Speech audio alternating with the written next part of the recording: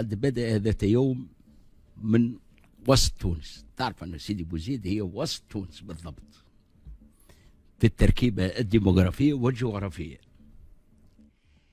معركة البحر ما حدا منتبه لها، لا الدولة ولا حتى المعارضة ولا أي شيء، لكن هي معركة دولية وطنية في تنازع على ملكية الشواطئ والبحر في تونس، والدولة ما هيش مسيطرة على البحر، وتتقاسم المهمات أو تتنازع في المهمات هي والعصابات والدول الأجنبية، سواء فيما يتعلق بالصيد البحري أو في نقل بترول أو في البواخر المهربة أو في البواخر التي تغرق قربنا أو المهاجرين. قضية المهاجرين قضية معقدة جدا في العالم كله، ولا نعتبر نحن التوانسة احنا فقط عندنا هذا المشكل هذا موجود في اليابان مع الكوريين، موجود في الفيتنام، موجود في باكستان، موجود في المغرب، موجود في الجزائر، موجود في كل مكان، في افريقيا، عبر ليبيا، عبر تونس، عبر كذا. هذا مشكل معقد. الدول نتاع العالم الثالث مقصره فيه وما قدرش تعالجه، صارت تهتم بانه تقاسم المهمات، ومرات تدخل فيها تنازعات وخصومات، وكله من اجل المال.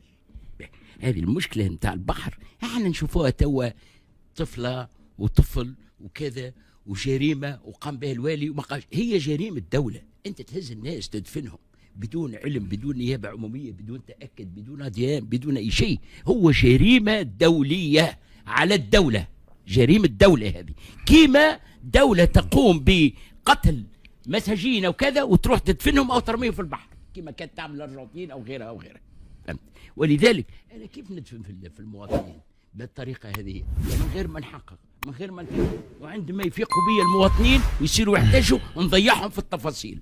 أنا ما يهمنيش التفاصيل، يهمني الجريمة، من قام بالجريمة، من هو المسؤول عن الجريمة، ما هي أبعاد هذه الجريمة، هل الجريمة هذه وطنية حكومية دولية متاع عصابات متاع كذا. لا نستبعد أيضا أجواء العصابات اللي يحبوا يخفوا الجريمة، لا نستبعد حتى العصابات. كي نتكلم على العصابات مرتبطة بشبكات كي نقولوا عصابة في تونس راهي تخدم مع عصابات أخرى، سواء كانت في ليبيا أو في مالطا أو في إيطاليا أو في أي مكان، عصابات مرتبطة. إذن لازم يكون في تحقيق عميق، ولازم فيه أبعاد للقضية، ولازم نفهموها بأبعادها الدولية وأبعادها المعقدة في البحر وفي ملكيتنا لبحرنا، هل نسيطر عليه أو لا نسيطر عليه. فهمت؟ أنا هذا تقديري. أتوافق الصافي، هل هي جريمة الدولة؟ هو أكيد أنه جريمة الدولة، وأنا باش نبني على كان يحكي عليه الصافي. أنا أخشى معز أنه ننتقل من البحث عن الجثث البشرية إلى البحث عن جثة الدولة، لأنه تقريبا الدولة في هذه الحادثة تقريبا الدولة ميتة. أنا ما يؤسفني أنه نحن خرجنا من مفهوم الدولة كإطار جامع. الدولة راي من أرقى نظم اللي تجتمع فيها البشرية والإنسانية ويمارس فيها السياسة. هذه من أرقى النظم اللي وصلت لها البشرية.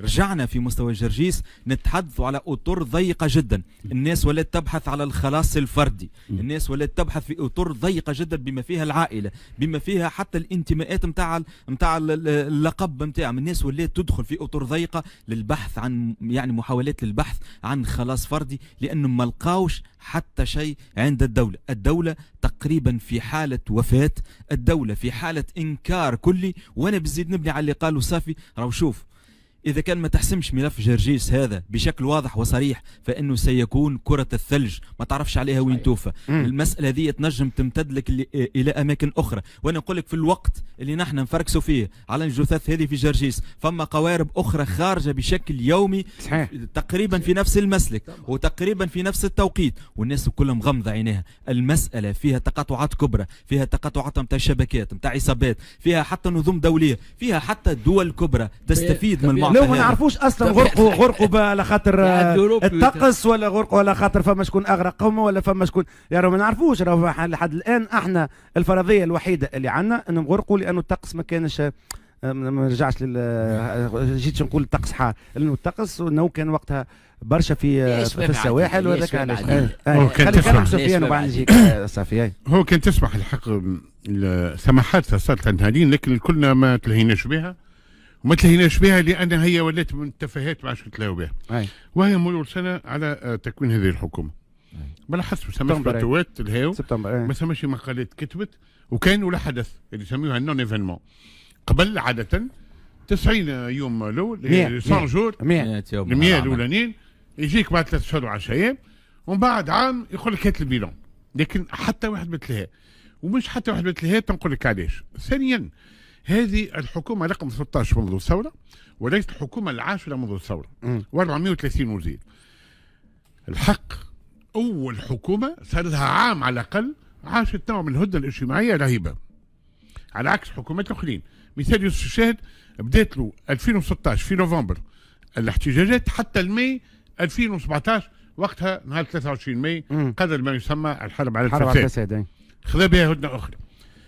اليوم ثم امتحان كبير لهذه الحكومه في نقطتين على الاقل شفناهم، خاصه جست في ليسونس النهاري بيان سور وكذلك اللي قبلوا الحليب والمشاكل هذيك ما جست في ليسونس بشكل كبير باعتبار ان الكهرباء اليوم ولات واقع سوسيولوجي عند شرائح الاجتماعي الكل.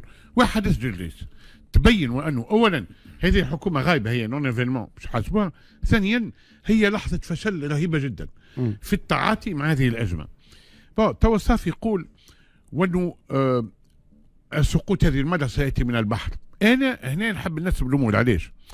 على خاطر اللحظة هذه لحظة الأزمة يلزم تكون مصاحبة لها لحظة أخرى وهي لحظة تمرد معارضات ولحظة ظهور شخصيات كاريزمية ولحظة وجود برامج. خد كما قال توا سرحان العباد بدون هوية في فترة ما مثال لقاو هوية حتى كذبة حتى إليزوار مثال في نداء والباقي قائد السبتي. لكن في البدايات كانت الناس تظن ثم حاجه وثم رمز وثم هيكل معين. اليوم هذه نقطه يلزم يخدموا عليها وبدليل مثال النداءات اللي قاعده تكررها النهارين باش يخرجوا نهار 15 يعني بعد غدوه نهار 15 اكتوبر اون ديسبيرسي كما نقولوا كل واحد ماشي على وحده وما ثماش يافطه وحيده. لكن هذا ما ينفيش وانه اللحظه هذه بينت وانه هذه الحكومه اولا غايبه قلت انت مش موجوده بالكل. قال سرحان ميته. ثانيا لحظة الفشل الآن بدأت تظهر حتى معناها للناس اللي كانوا متردين أو الناس ما عندهمش في الشأن اللي كي تمس الغاز وتمس الغاز وتمس الإسانس وتزيد تمس الأولاد قاعدين يموتوا هكايا في زرزيس ونعرفوا الشعب التونسي عنده معناها لحمة كبيرة مع بعضه. هذاك يظهر معناها الكافة الشرائح الاجتماعي. يبقى ماذا بينا وأنه المسألة هذه الآن وهنا تدخل فيها صورة أخرى أشار لها الصافي سعيد قبيلة أما الجمهورية أو كذلك المؤسسة القضائية اللي تكون هي الفاعل في هذه المسألة لتحديد المسؤوليات وغيره. مش بيان سور للغراق في التفاصيل أو كذا أما لتحديد المسؤوليات لأنه اللي قاعد يصير الآن خطير جدا. بالإضافة إلى ذلك حتى لو قامت الدولة بواجباتها متأخرة فهذا لا يعفيها من المسؤولية. فهمت؟ لا يعفيها من المسؤولية بأي شكل من الأشكال. لازم تنهينا مع الوضعية هذه الغامضة وضعية الموت عبر البحر. البحر لا نتحكم فيه. هو أنا تفاعل مع الزميل سفيان هو مشكلة التعاطي مع الحكومة وتقييم أدائها. علاش أنا نعتبره غايب؟ لأنه أنت شوف الرهانات متاع المعارضة أو المعارضات اللي موجودة، لأنه تقريبا قبل المعارضة تركز على الأداء الحكومي من أجل تبين قصور مثلا الحزب اللي وراء الحكومة هذيك في إطار معناتها مدى خلينا نقولوا متوسط باش للانتخابات الجاية. توا المعارضة ما عادش يعنيها المسألة هذه، لأنه تقريبا إذا كان نشوف الحكومة هذه والأداء متاعها على مستوى المحاور والعناوين الكبرى كل المعارضات الموجودة وخاصة القوية باستثناء بعض المعارضات خلينا نقولوا اليسارية والتقدمية والاجتماعية هي تقريبا مواقفها ورؤيها الاقتصادية متطابقة مع حكومة بودن. معناتها تهز بودن وتجيب عبير موسي وحكومتها ستطبق نفس السياسات انيو ليبرالية ونفسها بحذافيرها. معناتها تقريبا ماهيش مش تختلف لأنه على مستوى الأداء التقني بالنسبة للحكومة هذه هي قاعدة تخدم. الموظفين شادين وزاراتهم قاعدين يخدموا وبالعكس ربما يحسب لهم اللي هم نجحوا في إقناع صندوق النقد الدولي اللي هو يعطي القسط الأول للدولة، وهذا بمقاييس الحكومات اللي سبقت يعتبروه نجاح الوصول إلى اتفاق مع صندوق النقد الدولي. المشكل أن المعارضة تخوض حرب إلغاء ماهيش تمارس في سياسها ببعدها النقدي، لأنه في الأخير ديما مركزين على رأس السلطة اللي هو رئيس الجمهورية اسقاط رئيس الجمهوريه بالضروره سيؤدي الى اسقاط الحكومه هذه، لذلك ما يركزوش على اداء الحكومه، وربما سياسات الحكومه وقتاش ينتبهوا لها من اجل الحكومه. شكون ضبطها؟ شكون ضبطها؟ شكون ضبطها؟ من اجل استغلال كما الازمات هذه كما البنزين واستغلال، من اجل مش عن قناعه راهو، لانه في زمن حكوماتهم مارسوا وعملوا نفس المعارضه تاعهم. شي يهمنا فيهم، شي يهمنا في الماضي. الاخطر من ذلك يا اخي انا تنبقى ننقد انا في ابو بكر الطرطوشي. انا اغتنم ابو بكر الطرطوشي. هذاك هو فات لا هو يقول حاجه احنا اليوم نعيشوا في 2022. الاخطر من ذلك اللي حتى التحشيد اللي قاعد يصير وقاعد ننتبهوا فيه عن طريق الصفحات الكبرى نتاع الاحزاب السياسيه لتحركات 15 اكتوبر. انا مثلا البارح فوجئت معناتها بتسريب صار تقريبا لعبير موسى، تقريبا جزء من الميساج الرساله اللي بعثتها لانصاري، لانه هو داخلي انا ضد التعامل مع التسريبات، لكن يهمني المضمون، مركزه على النهضه اكثر من تركيز على قيس سعيد، معناتها وكانها مسيره ضد حركه النهضه ولابراز انها الاكثر. لكن هذا هو خطابها عبير موسى معناها ضد حركه النهضه. شفت حبت هذا خطابها اليوم، المنطق الذي يحرك معناتها الجمله السياسيه والخطاب السياسي والاستراتيجيه نتاع حتى المعارضه غير واضحه، معناتها غموض السلطه براسها رئيس الجمهوريه والحكومه ما يقلش عليه غموض المعارضه في خطابها وبدائلها، معناتها ما تمش بدائل واضحه. باهي ناخذ فاصل